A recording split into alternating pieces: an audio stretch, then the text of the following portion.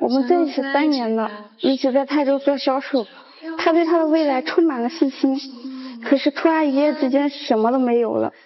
后来我们就没有办法，就来到南京。我跟他出来这么久了，我已经3年没有回家了。我真的好想我爸爸妈妈。5年前我离开家的时候，我跟老爸说过，我说老爸，如果说我在外面混不出个人样来，打死我都不会进这个家门。可是现在我一无所有，什么都没有，让我跟他回家，而且回去要见他的父母，这种事情我实在接受不了。所以就算要回，只有让他自己一个人回。我希望他能够跟我一起回家去，我们俩一起找一份比较安定的工作，然后一起平平淡淡过日子。再多的鼓励也是多余。要求其实并不高，但是就是这样不高的要求，却变成了横在2个人再往前走的一个最大的障碍了。让我们掌声请出这对情侣来，掌声有请。男主人公小于23岁，来自陕西，职业是仓库管理；女主人公小于22岁，同样来自陕西，自由职业者。来，也只能请2位。回家过平平淡淡的日子不是挺好的吗？5年前我离开家的时候，我跟我父亲说过，今天我离开家，如果在外面闯不出个人样来，不管怎么样，我都不可能回这个家，进这个家门。我离开家5年时间，我从来没有踏进过家门。你们俩怎么好上的？我们是中专同学，但是那个时候在学校的时候，我们并没有谈恋爱。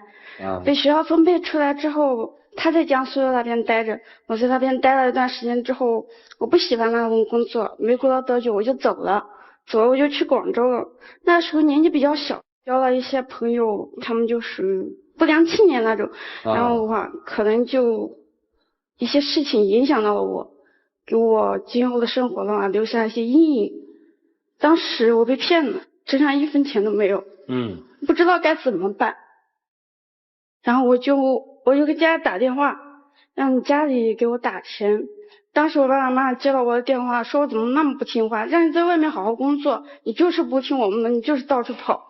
然后我爸爸妈妈他们虽然说我了，但是他们还是给我打钱了，我就回家去了。在家里待了没多久，我爸爸妈妈就觉得在我们那个年纪的话，我那个时候订婚也是可以的，他们给我安排了相亲的对象。那个时候我就很烦，然后我就很想找人聊聊天，说我自己的一些心事，我就用 QQ 跟他联系上了。他说他在江苏那边发展的还不错，然后我跟他说我最近有什么比较烦心的事，他听了之后可能觉得勾起了自己一些回忆。他说他以前在学校的时候都很喜欢，但是那个时候他的性格也比较内向，然后我也比较内向，他就没有表白自己喜欢我。一个遇到了困难的女同学，正好落到了一个暗恋自己的男生的手里。那怎么着，你就从家里跑出来了，还是跟父母商量说那个？我是从家里跑出来的，因为他们给我安排相亲。那个男的他跟当初就是给我一生留下阴影的那个人长得很像。因为当时我父母已经收了别人的彩礼钱了，已经订了婚了。如果说订了婚，我以后要跟这样的人过一辈子，我又自由，我没有办法去面对，我觉得我以后的生活会过得很痛苦。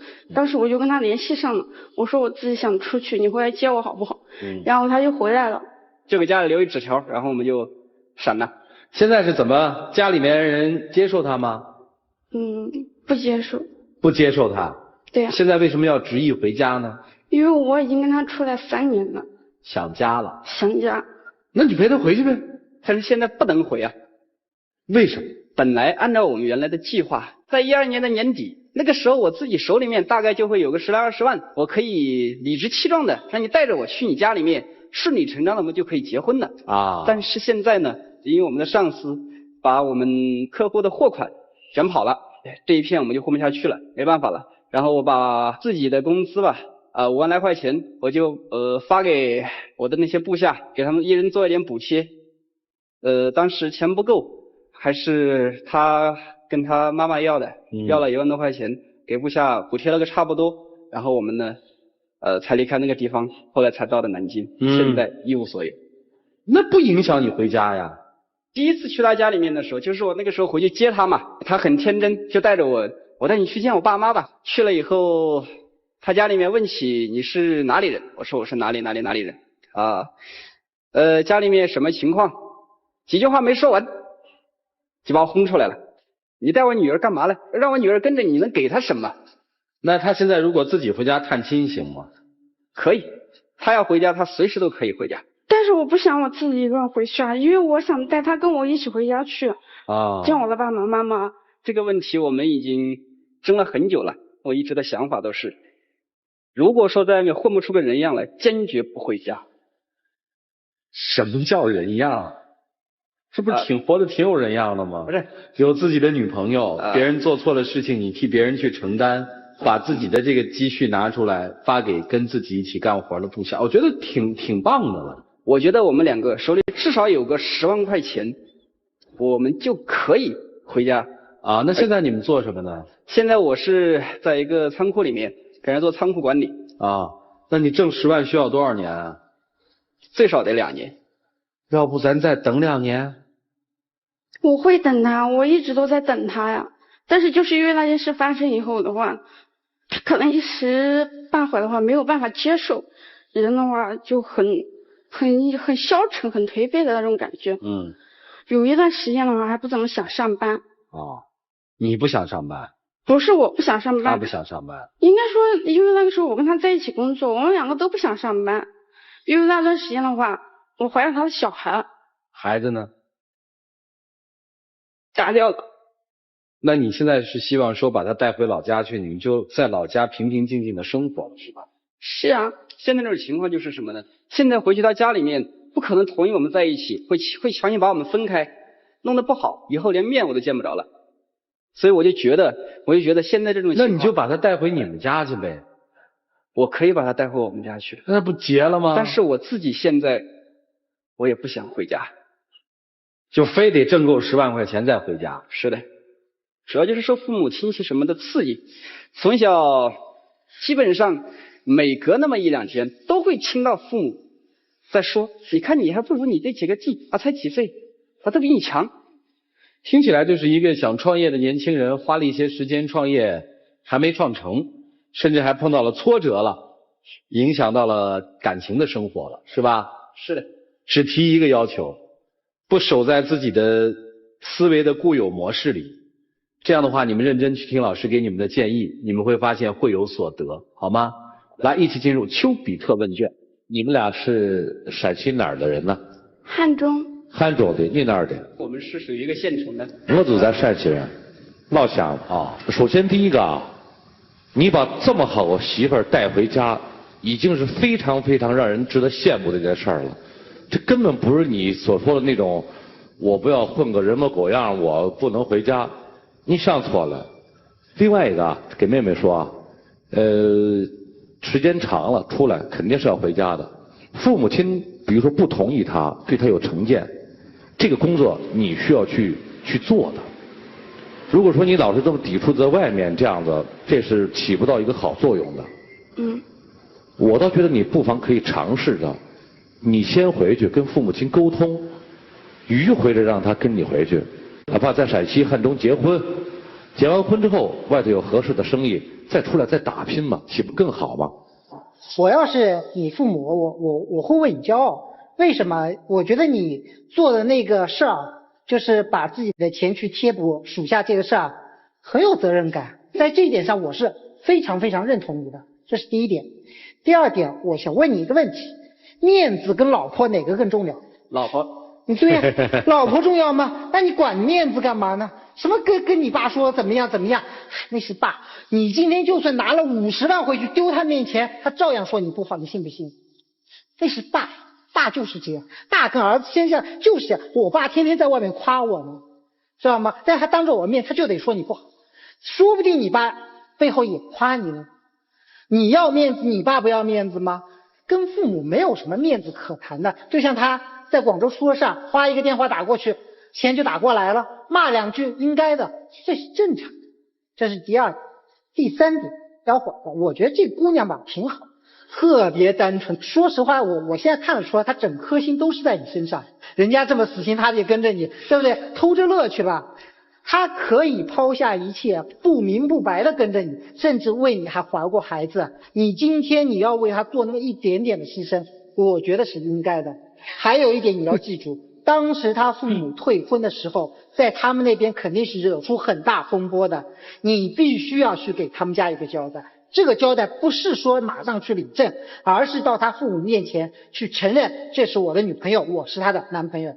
说实话，如果我要是他的父母的话，我会非常生你的气，拐我女儿3年没有任何的联系，我真的是恨死你了。如果我是他父母的话，所以我想你要承担的一个家庭责任，就是你真的要去那个家里道歉，而且你要做给他们看。我想做父母肯定是想要女儿好，他爱他的女儿肯定会爱屋及乌。如果你都不上门去给道歉或者给一个说法的话，你想那边会担惊成什么样子？美女落难，英雄有情，生活窘迫，无颜回乡，就是这么一个简单的故事。我想对于男生来说，曾经生命当中肯定有一个残缺，但凡是想要用一定的物质来证明自己的人，用一定的成绩来证明自己的人，都曾经在成长过程当中有过残缺。比如说有人瞧不起你过，比如有人对你有不公平的对待过。但我想告诉你的是，真正的强者无需证明，内心强大是我属于我自己的。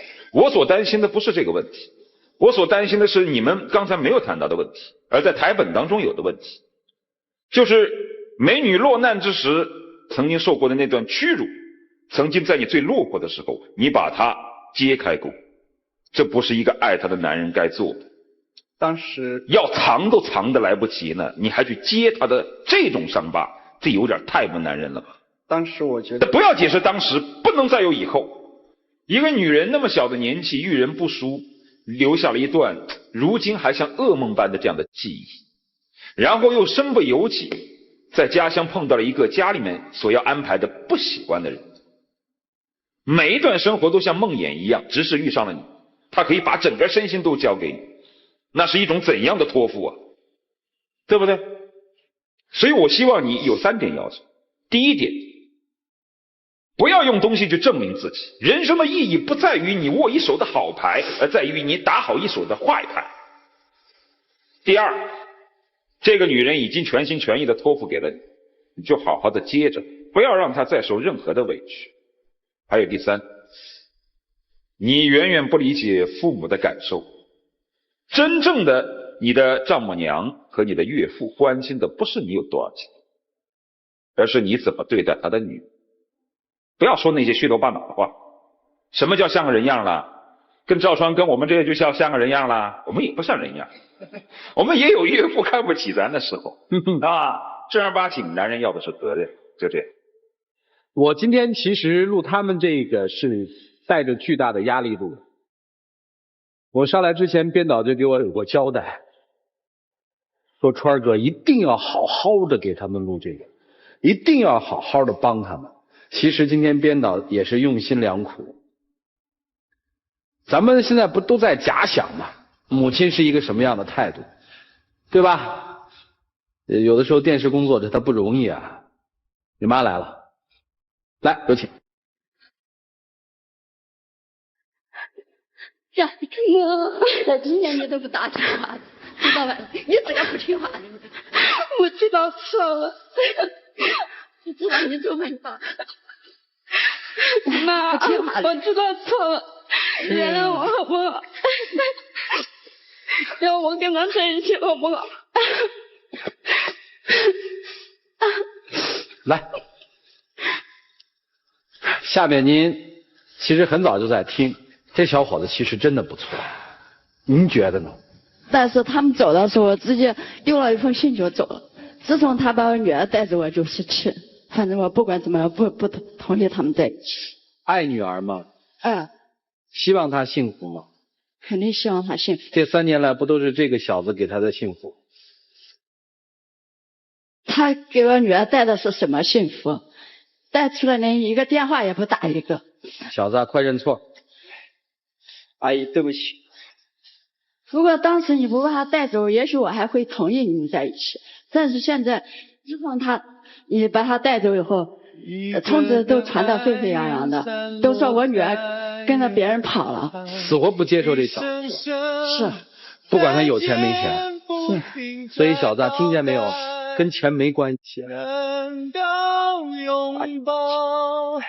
我们这么一走，给人家里面带来很多的麻烦。到今天到这儿了，我才真的觉得，我怎么那么蠢呢？我，阿姨，我也知道错了，你让我跟他在一起好不好？不行，如果他当初不走的话，我还可以同意他们在一起。那不是已经回不到过去了吗？两个孩子都这样了。反正现在你想永远失去这个女儿吗？我不想失去了。对呀，我刚才说的话你听见了没有？你的女儿这些年过得很苦，她在外面过得很苦，你还让她继续苦下去吗？我也知道她苦，所以她也问我要钱，我就是没钱，借钱就要给她打，就给她打1万多块钱。但她现在要的是幸福啊！他能给她带来什么幸福？那你跟她在一起不能给她带来幸福呢？他明明现在跟他在一起就是快乐的嘛。他们这是在外面漂泊，根本都不回家，还幸福。他现在知道回去了，你成全他想回去，你又不让他回吗？我让我女儿他想带着他一起回嘛？你拆了他，他不就不回了吗？点个头吧，点个头吧，点个头吧。行吧？行。赶紧叫妈，小伙子。改口啊！起来吧，别哭了。来一趟天津，拐了个女婿回家，你也够厉害的。见证一下吧，求一下婚，开开心心的奔幸福走呗。来，站到中间来。来，有请小话筒。感谢杰里亚为本节目嘉宾订婚提供的这个套装礼盒，感谢天津东尼佩奇钻石为本节目嘉宾订婚提供的钻戒。接下来我们就陪伴着这位母亲一起来见证她的女儿和小伙子神圣而浪漫的求婚仪式。来，亲爱的，跟我在一起这几年，你受了很多委屈，还吃了很多苦。有你这样的女人陪着我，这一辈子不管说我干什么，我都觉得我值了。我会尽我所有的力量，我会去爱你，去给你幸福，请你嫁给我好吗？好，我愿意。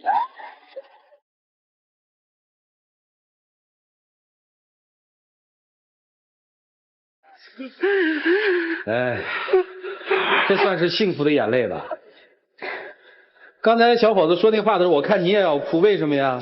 其实我心里也很感动。哦，你也感动了哈，女儿有真爱了，带他们俩回家吧，走吧。